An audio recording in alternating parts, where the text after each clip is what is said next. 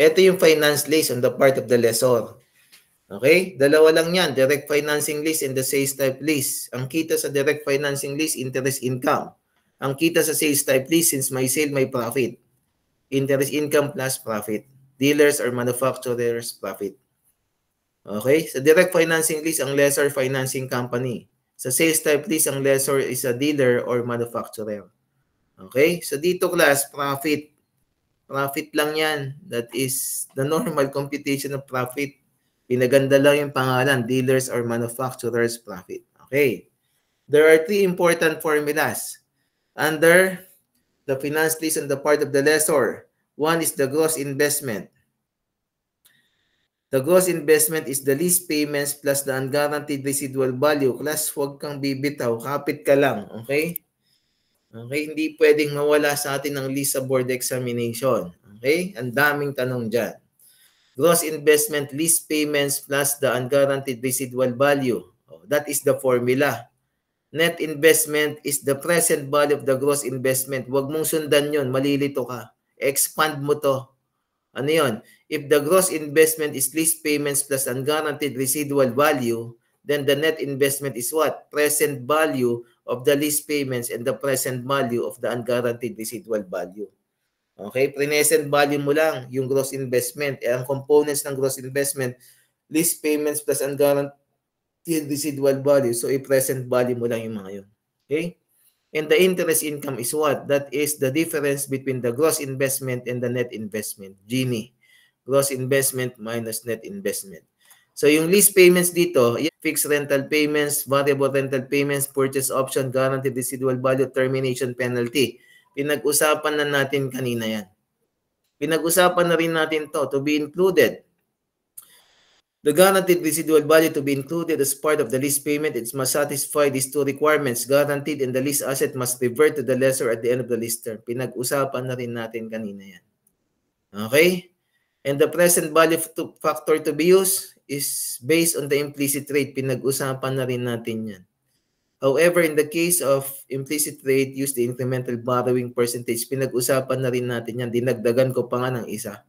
Ano yun? If the implicit rate is not known to the lessee, then use the incremental borrowing percentage. Okay. Okay na. Let's now go to item 3. Okay. Item 3. Financing lease. You have your gross investment, net investment, and your interest income. These are the three important formulas. Okay. Let's go to item 4. Ito, napaka-importante. Under direct financing lease, your net investment is equal to the cost of the lease asset. Yun. Okay? The net investment is equal to the cost of the lease asset. Okay. Then ano pa? Applicable only to direct financing lease to ha. The initial direct cost is a capitalizable cost. Lahat class ng initial direct cost kahit saan ka mapuntang lease, capitalizable ang initial direct cost bukod sa sales type lease. Okay? Dagdagan ko pa ng isa. Ano yun? The executory cost. The executory cost is treated as an expense kahit saang lease ka pumunta. Okay? So, yan lang yung iyong direct financing lease. Ganyan siya kaikli. Okay? Magkakamali pa ba tayo dyan kung ganyan na kaikli? Hindi na dapat.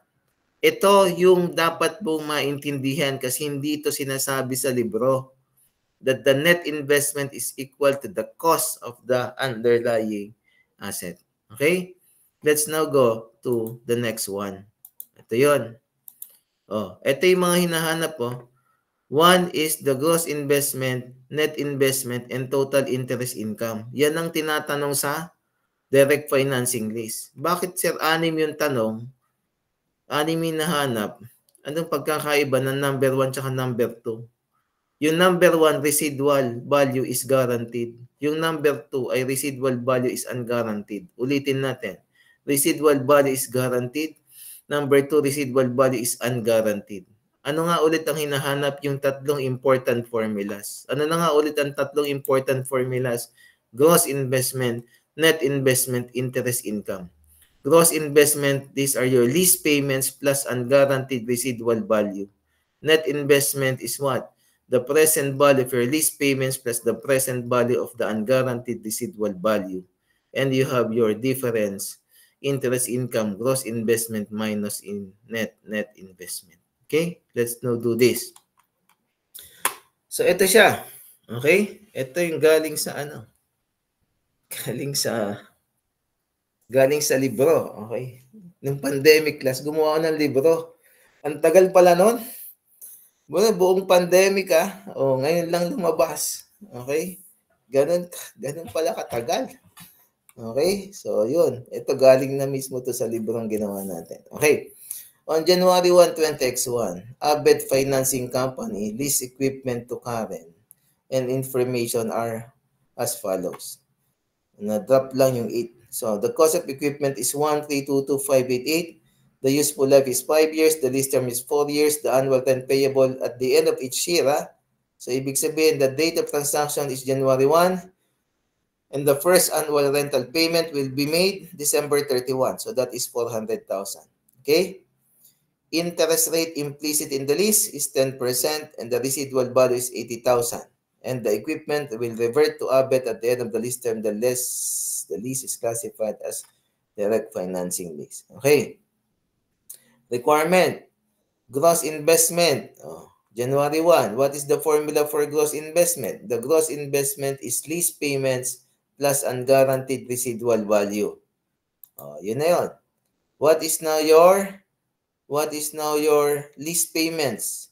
Ang pumasok dito ay ito. The first scenario ay guaranteed daw ang residual value. Okay? Guaranteed ang residual value. Okay? So, ang pumasok dito na lease payments mo dalawa. The fixed rental payments and the other one is the guaranteed residual value. Okay? This fixed rental payments is to be paid in a period of how many years? 4 years. So 400,000 times 4 years, that is your gross amount of fixed rental payments for a period of the lease term equivalent to 4 years. So 1.6. That is just 400,000 times 4 years, 1.6. The guaranteed residual value is what? 80,000 pesos. Okay? Sinabi ba, sir, kung guaranteed or unguaranteed? Hindi. Dito niya sinabi sa requirement. Assuming the residual value is guaranteed. Okay? So, wala naman unguaranteed residual value. Kasi nga, guaranteed nga. Okay? So, your gross investment now would be 1.6 million plus 80. That is 1,680,000. So, that is your gross investment. That is the answer in 1.A. What is 1.B? Net investment. What is the formula for net investment? Net investment is the present value of your gross investment. Okay? Pero expand ba yun? The present value of the gross investment is what? The present value of your lease payments plus the present value of the unguaranteed residual value. Since wala naman unguaranteed residual value, so nandito ka lang, present value ng lease payments. Okay? So anong lease payments natin? Diba? Dalawa. The fixed rental payments and the guaranteed residual value. So we will be using the present value factor of an ordinary annuity. Why? Because this is at the end of each year. January 1 is the date of transaction and the rent payable will start at the end of each year. The date of transaction did not coincide with the date of first lease payments. So we will use the present value of an ordinary annuity at 10% and is equal to 4. Ginawa ko na dito yan para hindi tayo magtagal. Okay, we have the PB of 1, PB of OA, PB of AD. What is to be used? The PB of ordinary annuity 3.17. Okay, this is the PB of an ordinary annuity at 10% and is equal to 4. Okay, so what is that? That is now 1,267,946. Ano yun? That is the 400,000 times this 3.16. Okay? 400,000 pesos annual rent payable times 4.16, the PB of OA. Okay? While the guaranteed residual value, this should be multiplied with the present value factor of 1. So that is 80,000 times the PB of 1 of 0.68. Okay, so this is now 80,000 times 0.68. So that is 54,641. This is now already your net investment. Okay? How about your interest income? So net investment letter B is 1,322,587. The total interest income here is the difference between the two. The gross investment is 1.68. The net investment is 1.32. So your interest income would be the difference amounting to, yes, 357,413. Okay? So that is item 1. Oh, listen.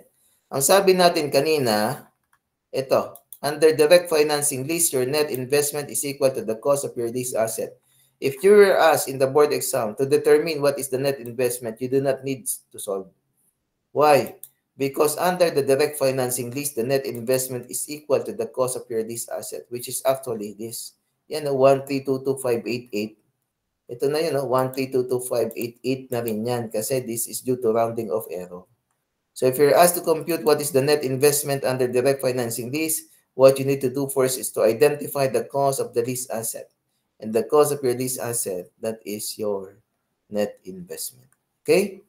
What if the residual value is unguaranteed? Second scenario. What is the formula for your gross investment? So that is lease payments plus the unguaranteed residual value. Okay? Ibig sabihin, yung residual value mo na nandito kanina sa lease payments, lumabas lang sa unguaranteed residual value. So, magtatanong na ako ngayon. Okay? If the residual value is unguaranteed, and the formula for the gross investment is lease payments plus the unguaranteed residual value, what do you think now? Will the 1.68 million in the first scenario would also be the same as this second scenario, 1.68 million pesos? Yes or no? Pareho lang ba ang magiging gross investment whether the residual value is guaranteed or unguaranteed? Chat box please. Pareho lang kaya? Tingnan mo the residual value here is included as part of the lease payments. Nakapaloob siya sa lease payments. Dito, yung residual value mo wala sa lease payments pero kasama pa rin siya, lalabas lang. Okay? If that is the case, pareho pa rin kaya ang gross investment mo if the residual value is unguaranteed? Is that the same as the previous one wherein the residual value is guaranteed? Yes or no? The answer is yes. Oh. Why? Kasi ang lease payments mo dito, isa lang. Ano lang? Yung 400,000 lang. 400,000 times 4 years lease term. So this is your gross. Rental payments 1.6. Yan lang ang lease payments mo. Wala nang iba. Okay? Lalabas kasi yung residual value na magkano? Na 80,000 pesos. O di ganun pa rin, 1.6 plus 80,000 pesos. Your gross investment is 1.68 million pesos. How about your net investment? If your net investment, question, net investment is what? The present value of your gross investment. Di ba yun yun? In-expand lang natin Naging PB of LP plus PB of unguaranteed residual value. Pero di ba ang sabi natin, net investment is the present value of the gross investment. This is now the question. If the gross investment of the two scenarios are the same, what do you think now is the net investment? Would that be also the same? Yes or no? The answer is yes, because the NI, the net investment, is the present value of the gross investment. If the previous two scenarios have the same gross investment, so pareho sila. Pareho sila ng present value ng gross investment. Okay, to prove in details, di ba ito, yan yung fixed rental payments. Di ba yan na yung 1267946. Yan yun That is 400,000 times the PB of OA of 3.17. Okay. Now, lalabas lang plus the present value of the unguaranteed residual value. Okay? So that is 500,000 plus 500,000 times 80,000 times the PB of OA of 0.68. Magkano yan? Di ba? 54,641. Okay? So 1,267 plus 54, ganyan pa rin yan. So that is 1,322,587. if the interest income is just the difference between the gross investment and the net investment, and if in both scenarios, whether guaranteed or unguaranteed, the gross investment are the same, the net investment are the same, what do you think now is the interest income? Would that be the same also? Yes or no? Pareho din kaya? Kung, di ba, gross investment minus net investment, yan ang interest income. Kung pareho sila ng gross investment, pareho sila ng net investment, pareho din kaya sila ng interest income? Yes or no? The answer is yes. Okay. So, ganun ulit yun. That is 1.68 minus 1322, and that is now 1.68 minus 1322. So, this is now your interest income. Hindi dapat ito. Ito yun. Gross investment, net investment, interest income of 357,413. Okay? So that is your problem, kung ano man number yan. Okay? Let's now go here. Additional problem, oh. Binigay ito sa board exam, eh. Oh. Kaya yan, ginamit kong example, eh. Hinahanap niyo, class, yung the requirement here, class, is to identify the annual rental payment. Ito yung nawawala.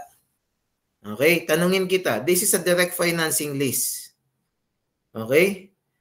Can you identify, without resorting to any computation, what is the net investment? So what is the net investment here? Can you type in the chat box, please? So the net investment here amounts to how much? Using the concept. So that is 1322588. Dito ka magsisimula. Kasi ang hinahanap mo, class, is the annual rental payments. Wala kang paggagalingan dyan kung hindi mo alam yung konsepto na yon. That under direct financing lease, your net investment is equal to the cost of your asset. Okay, ito na yon. Saan ba ito galing? Yung expanded. Ano yung expanded?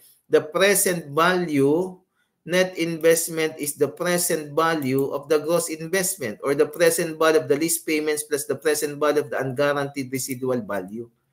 Okay, saan nang galing yan? Sa dalawang yon. Meron bang fixed rental payments dito? Meron. Okay, yun nga yung nawawala, eh. Okay, the fixed rental payments here, the present value of lease payments would include what? The fixed rental payments na nawawala. Okay? Ano pa? Guaranteed residual value, yan, 80,000. And the asset revert to sublet at the end of the lease term. O, ito yun. Okay? Alam mo, class, na ang present value ng dalawang ito ay 1.322 in total. Ito, mako-compute mo to, eh. The guaranteed residual value here is how much? 80,000. Mako-compute mo yan in the sense, mako-compute mo ang present value factor of 1 at 10% n is equal to 4. Na magkano? That is 0.68. Ito yon. Okay? Then mag-work back ka na lang. 1322 minus 54. Ito yung value ng present value ng fixed rental payments mo. Para makuha mo yung rental payments mo, i-divide mo na lang ito sa present value factor niya. At what? Ordinary annuity, oh. PB of an ordinary annuity at 10% and is equal to 4. Bago mo makuha yung rental payments, 1267 divided by 3.17, and this is the answer. Okay? 400,000. Okay? So, ang concept lang nito, ito. What is your net investment without resorting to any computation? That is 1322518, because that is the concept under direct financing lease, that the net investment is equal to the cost of your lease asset.